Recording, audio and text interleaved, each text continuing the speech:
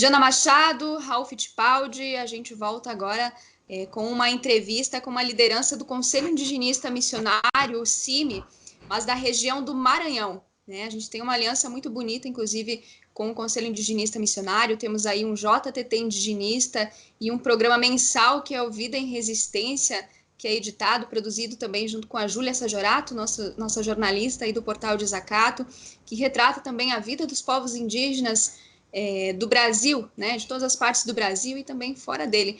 Mas hoje a gente vai falar sobre um tema bastante triste, que é mais um assassinato de uma liderança indígena, né, uma questão que tem acontecido aí historicamente, mas na atualidade também com a forma de governo que a gente tem aí, isso tem avançado. E a gente vai conversar então com o Gilderlan Rodrigues, né, do CIMI do Maranhão. Boa tarde, Gilderlan, seja bem-vindo ao nosso Portal Desacato. Conta pra gente um pouquinho sobre o assassinato dessa liderança aí, o Zezico Guajajara, né? Boa tarde, obrigado pela oportunidade, né? Acho que é um tema bastante pertinente para a gente conversar, né? Não só pela fatalidade que aconteceu agora com o Zezico Guajajara, mas também por todo o histórico, né, de violência contra os povos indígenas no Brasil e em especial no Maranhão.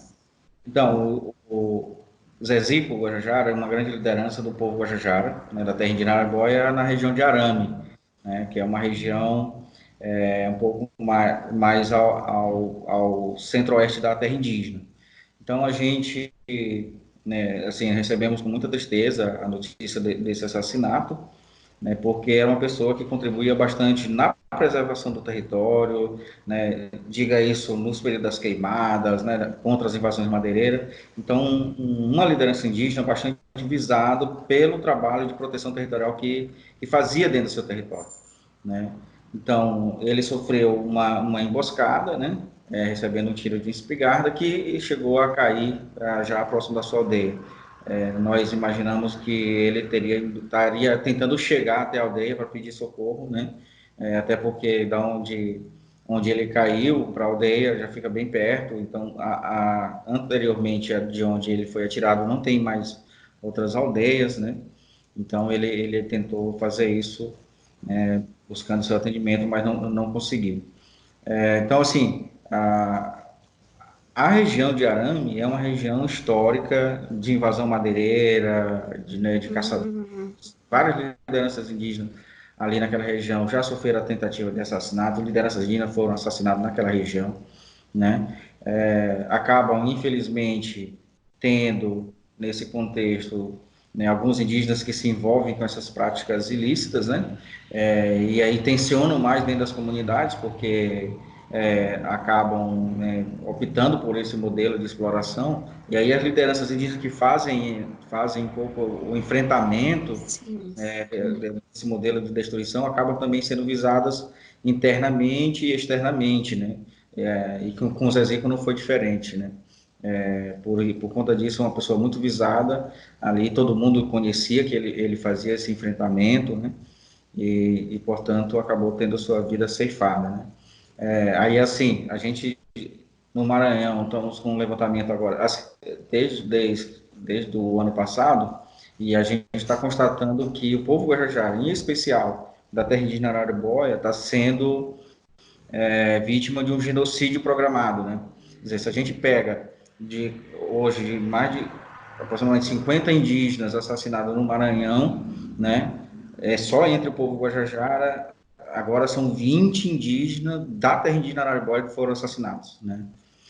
E de novembro para cá, nós temos, se confirma um outro indígena que foi assassinado dentro da terra indígena Canabrava, mas que ele era da terra indígena Araribóia, então nós temos aí 5 assassinatos de indígena da terra indígena Araribóia de novembro para cá. Caramba, é muita coisa, né? É muita coisa, né? E assim, a gente tem chamado a atenção como CIMI, ao longo de todos esses anos, para a terra indígena Araribóia, para a proteção da terra indígena Araribóia, né? Proteção das lideranças indígenas da terra indígena Araribóia, porque nós sabemos que quando eles fazem o enfrentamento a essa máfia madeireira, né, eles estão expostos, porque essa máfia, ela tem viés em todos os campos, no político, no jurídico, né? Tanto que está tudo atrelado, né? A gente tem, ao longo desses anos, constatado isso, que inclusive servidores da FUNAI eram envolvidos, né? Políticos dos municípios que estão no entorno da terra indígena são envolvidos, né? Tem envolvimento com a prática da extração ilegal de madeira.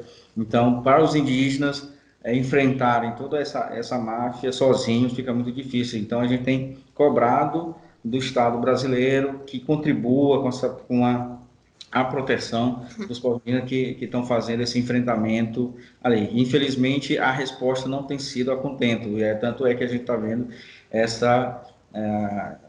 esse genocídio do povo Guajajara em Araribóia. E aí é o seguinte, por que nós estamos vendo isso? Em 2018, o Ministério Público Federal de Imperatriz, né, peticionou uma ação civil pública pedindo que que fosse criado um plano de proteção territorial para a terra de Araribóia, né, que os agentes, né, da FUNAI, do Estado, tivessem condições para montar o plano, para fazer as operações mensais no território Araribóia e no território do povo Gavião, né? Só que aí esse pedido foi negado, né, pela juiz de primeira instância aqui de Imperatriz, né, alegando que eu não poderia fazer isso, poderia ser abrir precedente, que o Estado não poderia ser obrigado a fazer isso. E aí a consequência também disso, né, são essas mortes. E aí outra questão que a gente também questiona, também desde o ano passado, é que depois do assassinato das duas lideranças indígenas na terra indígena Canabrava, o Ministério da Justiça mandou a Força Nacional para o Maranhão, né, como uma resposta aos assassinatos. Só que ele limitou a ação da Força Nacional no Maranhão, a terra indígena Canabrava. Não digo que a terra indígena Canabrava não tenha a sua necessidade também de ter a sua proteção. Mas, em relação à terra indígena Araribóia, a situação de Canabrava ela é menos preocupante do que Araribóia, né? Quer dizer, Araribóia tem um histórico ao longo de muitos anos de indígenas sendo assassinados por conta da exploração madeireira, né? Araribóia tem a presença dos Auá não contatado dentro dessa área, são um povo livre, não, né, que está ali vivendo, que não quer contato com a sociedade. Então, são aspectos específicos dessa terra indígena que poderia o Estado brasileiro olhar com mais carinho, olhar com mais preocupação o que está acontecendo ali, porque são muitas vidas ceifadas ao longo desses anos, e um histórico de violência dentro do território. Né? Se você pega 2017, o assassinato de Tomé Guajajara, né, foi por uma invasão dos madeireiros dentro do território. Eles invadiram, até hoje a comunidade, né, da Lagoa Comprida, que fica no coração da terra de Araribóia, ela é amedrontada. As pessoas têm medo de 2007, eles não conseguem esquecer, né, quando os nandinhos chegaram atirando dentro das aldeias, as crianças até hoje são tão traumatizadas, né? Então, tem um contexto de violência grande. Em 2018, eles voltaram de novo na mesma região, fizeram um ataque, né? Um novo ataque. Enfim, são vários outros relatos que a gente pode trazer aqui em relação à violência. Então, por isso, para nós, não é aceitável que o Estado brasileiro não olhe para a terra de Araribóia com especificidade e garanta a proteção daquele território, garanta a proteção dos indígenas que estão ali. E aí a gente, por isso mesmo que, dentro desse contexto de total omissão do Estado brasileiro, né, em relação à terra de Araribóia, as invasões que acontecem, que foram potencializadas, diga-se, né, com muita clareza, depois da eleição, né, de Bolsonaro, né, isso acabou se potencializando porque as pessoas que moram no entorno da terra indígena, né, se acharam no direito de entrar na terra indígena porque o presidente ali estava dizendo que não ia demarcar mais terras para os índios, que os índios não queriam território, e aí isso potencializou ainda mais esse conflito, né? E aí, lógico, isso também, com a questão da impunidade, dos assassinatos de muitas outras lideranças, né, isso se juntou e a gente está, né, hoje o que a gente está vendo é o resultado exatamente de todas essas questões. Né? Uhum. E aí, infelizmente, os indígenas têm que colocar os seus corpos na defesa do seu território, que é o que acontece com os guardiões que estão da floresta da terra de Araribóia e de outros territórios aqui no Maranhão, que têm colocado seus corpos diante dessa exploração para proteger o território onde eles vivem, né? E tem a consciência de que se perder esse território, ele jamais, dizer, não vai ter outro lugar para viver, porque não vão conseguir viver nas periferias das grandes cidades, né? Porque não faz parte do mundo espiritual, cosmológico, Claro. a cidade, né? Uhum. Para nossa audiência até saber, a gente acaba perguntando menos e ouvindo mais nessas entrevistas, porque justamente é um tema bastante delicado, são várias denúncias. Eu acho que agora, nesse período também de pandemia, de um colapso na saúde pública de todos os estados, né, do Brasil, mas também do mundo, se torna ainda mais difícil, né, Gilderlan? A gente fazer também, chegar até as comunidades, acho que essa tem sido uma grande dificuldade de vocês, talvez, para conversar com os povos indígenas também, que estão ainda mais fragilizados nesse momento, nesse contexto, e especialmente porque nós temos aí o governo Bolsonaro que acabou legalizando toda essa violência que é histórica. Isso nos torna uma dificuldade, né? Porque a gente sabe nem todas as aldeias a gente tem um sistema de comunicação que funcione, né? Sim.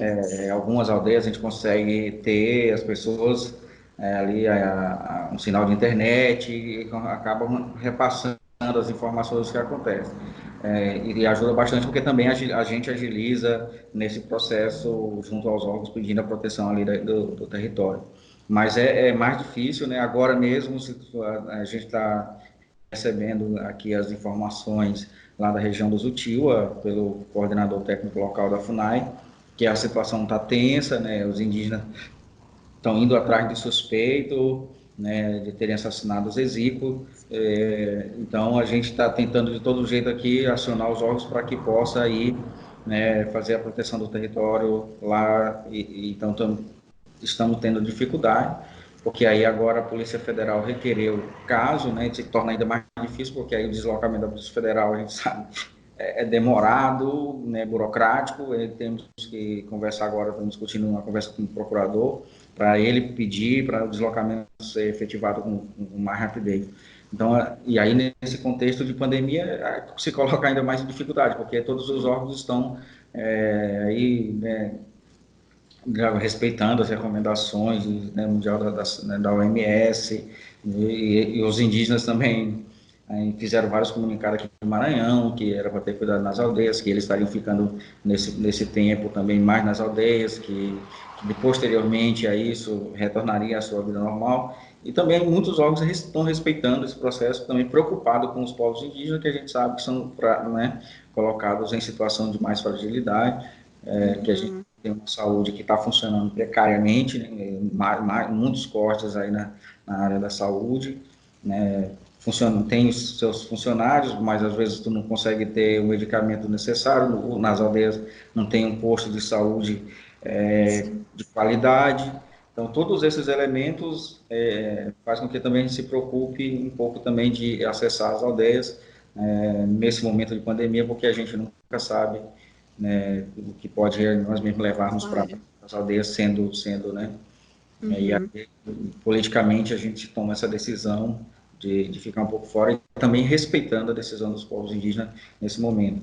Mas o que a gente pode estar fazendo via, né, e-mail, né, enviando ofícios para os órgãos relatando aquilo que também chega ao nosso conhecimento, nós estamos fazendo a pedido dos povos indígenas que estão nessas aldeias, aí respeitando também as recomendações de saúde, tendo preocupação com a sua comunidade, porque a gente sabe que, dizer, infelizmente, se um indígena pega e vai para a comunidade, pode acontecer toda a comunidade ser infectada, né? Inclusive, esse tema, Gil, o Jackson Santana, aqui de Chapecó, vai estar conversando um pouquinho com o jornalista Raul Fittipaldi na segunda-feira, relatando um pouco mais também sobre essa questão relacionada à saúde dos povos indígenas nesse tempo de pandemia. E hoje, sexta-feira, a gente inclusive lançou aí o JTT Indigenista, na verdade é o primeiro jornal com pautas indigenistas do Brasil, que teve todo o auxílio aí do Tiago, do Renato, do Guilherme, da AD, junto com a Júlia Sajorato, também a Cláudia Baumgartner, trazendo um pouco mais dessa realidade aí do Maranhão, né? O pessoal juntou aí os materiais, inclusive uma entrevista tua está nesse jornal, e a gente vai alimentando um pouco mais de informações nessa entrevista junto aqui no JTT Diário. Te agradeço o Cine aí da região do Maranhão por participar e saibam que esse espaço sempre estará aberto também para vocês, para as denúncias e para mostrar também as coisas boas que acontecem aí no Maranhão. A gente sabe que são mais coisas ruins, né, levando em consideração todo o contexto, mas enfim, esse espaço sempre estará aberto para vocês. Nós agradecemos o espaço, eu acho que é um espaço importante para a divulgação da luta dos povos indígenas, né? Acho que é importante a gente frisar isso, que os povos continuam fazendo a sua luta, nunca pararam todos esses anos, né?